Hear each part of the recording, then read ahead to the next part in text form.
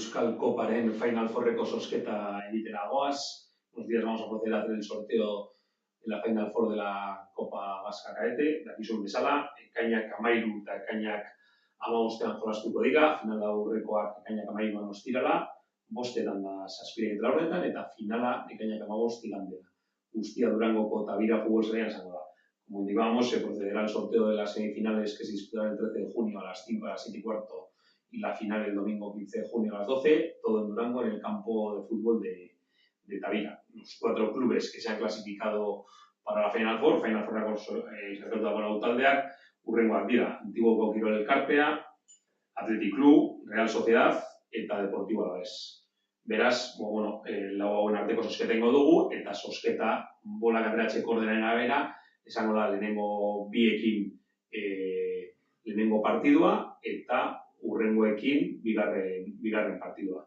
¿Vale? Como indicábamos, en base a la extracción de las bolas, se disputará el primer partido a las 5, sacando la primera bola el primer equipo del partido, o sea, el equipo local del primer partido, eta bigarren bola, la segunda bola, como el equipo visitante del primer partido. ¿Vale? Como verás, zozketarekin así para empezamos con el sorteo.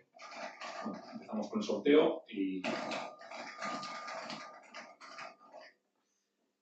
lehenengo partiduko etxeko taldea, el equipo local del primer partido, Real Sociedad. ¿Vale? Real Sociedad. ¿Vale? Equipo visitante del primer partido, Deportivo Alavés. Vale, Deportivo Alavés. Orain, zozketako bigarren partiduko lehen taldea, Antiguoko Kirol Elkartea,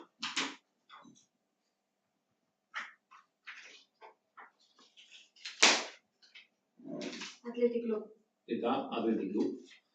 Beraz, zozketa egin ostean, una vez realizado el sorteo, partidos Real Sociedad Deportivo Alavés a las 5 de la tarde y Antiguoko Kirol Elkartea Athletic Club a las 7 y cuarto. ¿Vale? Que también irtengo dira finalerako bi taldeak, salen aquí los dos equipos finalistas, siendo el equipo local de la final el vencedor de Real Sociedad Deportivo Alavés y siendo el equipo visitante el vencedor del Antiguoko Kirol Elkartea Athletic Club.